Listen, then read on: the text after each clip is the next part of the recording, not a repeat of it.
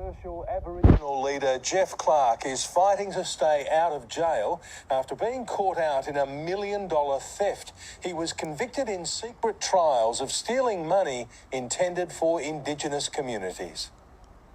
Once rubbing shoulders with Nelson Mandela, Geoffrey Clarke dedicated years to protecting Indigenous Australians and then turned his back on them. These were organisations you ran. Are you embarrassed? All I have to say is my chukabar is strong. Convicted of dozens of fraud offences in 3 secret trials, a gag order suppressing the 72-year-old's identity was lifted last week. The disgraced former ATSIC leader stole almost $1 million from 3 Indigenous organisations he ran over a period of 15 years. He pocketed the cash, spending it on legal fees, rent, rates and utilities. Do you have any regrets? Clarke started stealing in the early 2000s as personal legal fees piled up. He was convicted of obstructing police in a Warrnambool pub brawl, while a civil jury found he led 2 pack rapes in the 1970s. Fighting to keep his client out of jail, Clarke's lawyer acknowledged the significant breach of trust, but argued none of the money was spent funding a lavish lifestyle.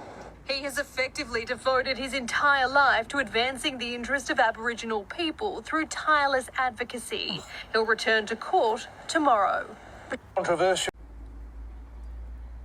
What more is there to say? When I was talking about purple circle, this shit right here, that's the purple circle. But there's more to this story. But to know that this man led 2 packed rape and still got into ATSIC and then still went on to be a leader in the community is a fucking joke. It's a joke. I cannot believe this even happened. I cannot believe that it's taken till 2024 for these suppression orders that should never have been suppressed to begin with have now reached our TV screens in 2024. This is also the fault of the courts for allowing a suppression order to go on. Like, what the fuck? Are you there to enable these people to continue to rip us mob off? Really? What should have happened, and if I was on the other side, I would have put a caveat on his fucking houses. Everything. On his kids' houses as well. And go, prove it. Prove that you earned that money and you bought that house. Because you know what? There's another legislation for that. It's called Proceeds of Crimes Act. You don't have to be a bikie member to be charged under the Proceeds of Crimes Act. And that's what should have happened. I think I'm going to have to do a little GoFundMe page to get me back into law school. Because I need to get back in there so I can challenge shit like this. I am so sick to death of Aboriginal people that are leaders in the community. One, who made them leaders? No one really asked that question. Who made these people leaders? I certainly didn't choose or vote for anyone to have them become leaders and call them leaders. Don't be ridiculous.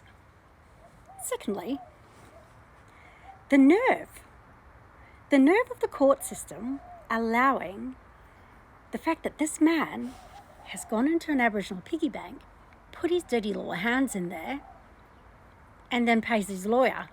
While the person on the other side, if there are people on the other side, they have to come up with legal aid, which isn't always the best.